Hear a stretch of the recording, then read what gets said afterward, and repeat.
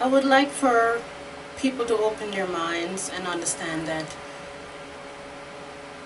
we are attracting our experiences and we are creating our life through what we believe about ourselves and our existence. And anything you believe is true because of the laws of attraction and the laws of the universe.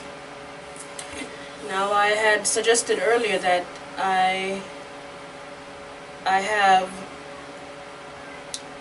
some ways I could suggest for people to take certain steps into changing their minds and changing their beliefs about who they are, so they could have a totally different experience and different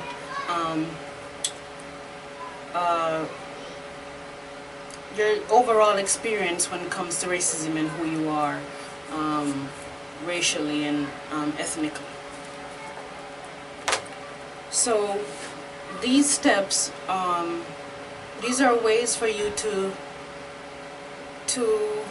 gear your emotions and gear your beliefs and your thoughts towards changing your reality. You cannot change people. You cannot change people the way people think about you. You have to change your mind, because it is you that is attracting certain things in your life. Now, I understand how you would feel as though, well, how would black people, for example, attract racism when it's happened to everybody? But you have to understand that if you're a black person, you grow up in a certain culture that is very heavy on victimhood, and if everybody in the culture believes the same things to certain degrees, to different degrees, and everybody expects the same things, and everybody is going to be creating their reality that is similar to each other collectively.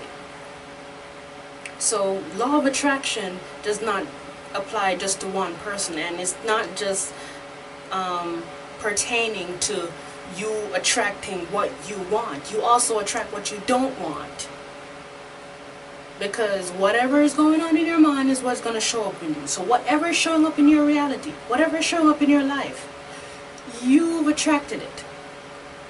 You've attracted it by carrying those similar thoughts and beliefs and emotions around with you.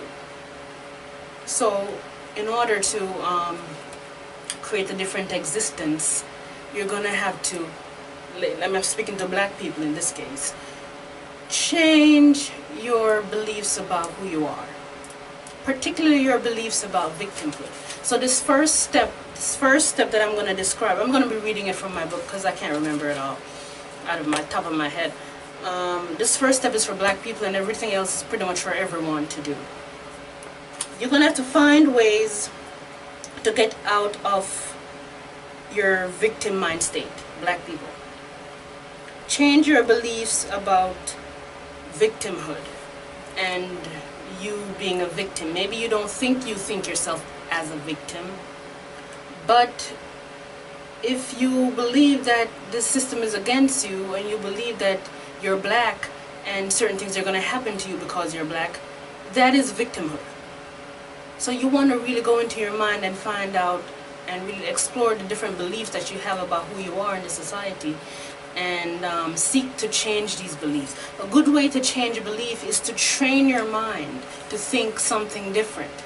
So you're going to have to come up, black people, with different reasons why you are not a victim and why you are just as valuable and good enough as everyone. So you want to really come up with those reasons.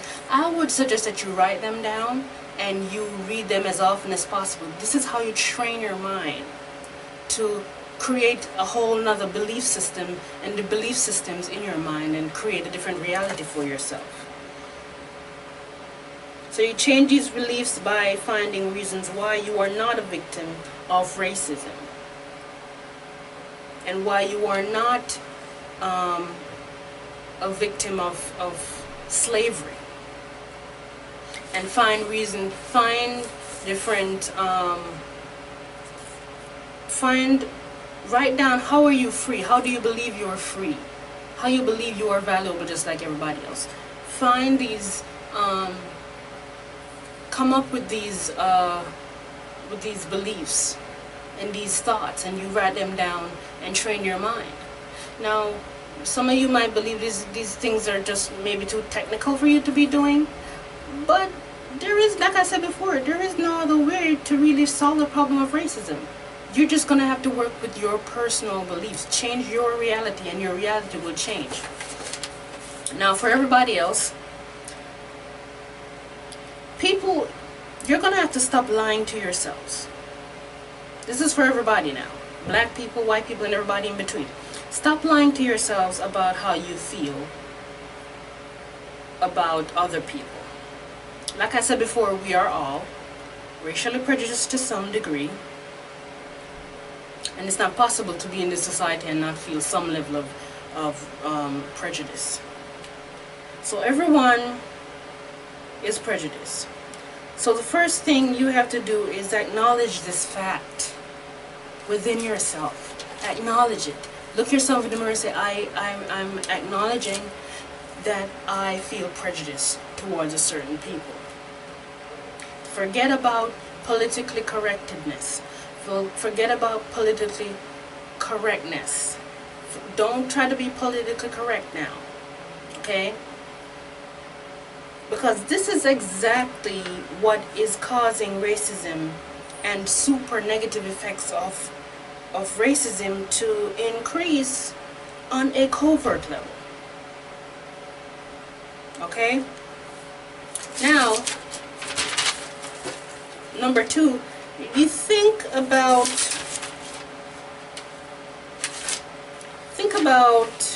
one thing, that if everybody is racially prejudiced, including me, does this mean, this is for black people and people who feel as though they were discriminated against and they are the victims of racism, because everybody has somebody that they don't really care for. Everybody have prejudices. Whether you are the victim or not, you feel prejudice towards people. And maybe it's just one person. Maybe it's not a whole bunch of people. You have somebody you don't necessarily care for. So ask yourself this. Ask yourself this. If it's true that everyone is racially prejudiced to some extent, including me, could it be that the way I feel about that one person that I described, or the people that I don't care for, could it be that this is the way that other people feel about me that are racially prejudiced against me?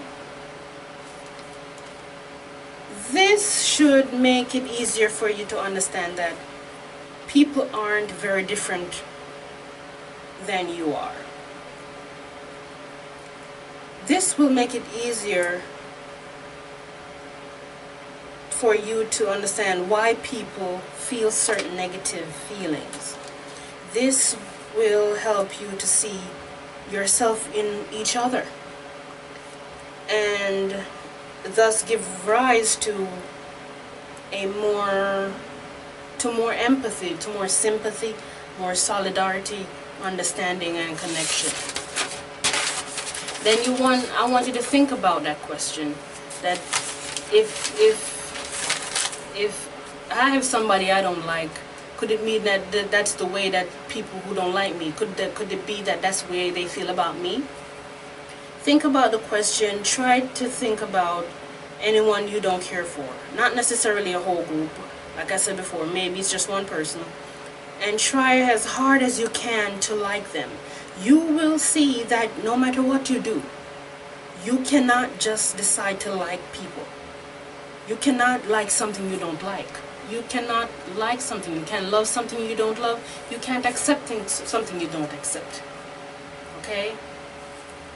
You just can't decide to do that. You have to really work through your emotions. This is what we're going through right now. This is why I came up with these different steps to take towards becoming a stronger person emotionally, so you don't have to feel that much hate or that much victimhood when it comes to the issue of race in the society. The next one is find ways to become okay with not liking what you like. The reason for this is whenever you start fighting the way you feel, it makes the way you feel stronger, because whatever you fight is going to fight you and win. So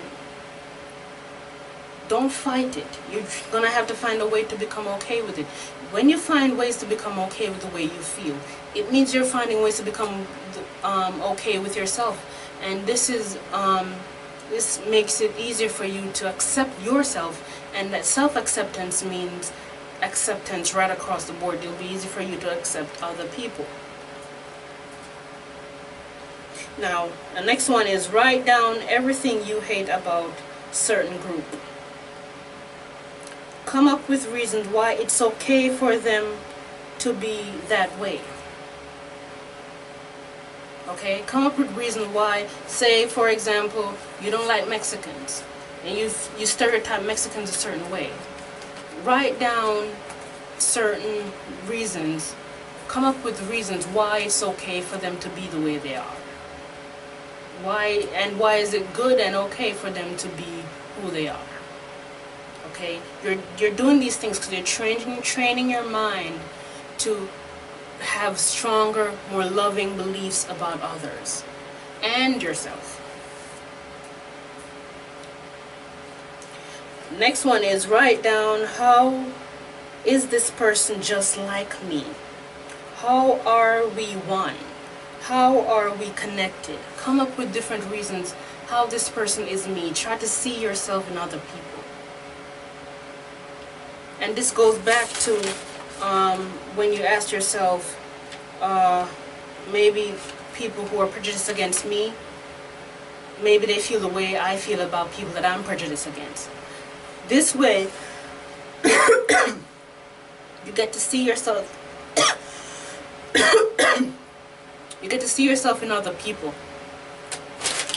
and this will help you to connect better and to realize that one group of people are not more evil or less evil than the others. Okay, so what aspect of yourself that you hate that you see in this person? This is what you want to deal with. Okay, now I'll probably make a video about how to get into this particular one, because it might be a whole video. But you could take time to think about this.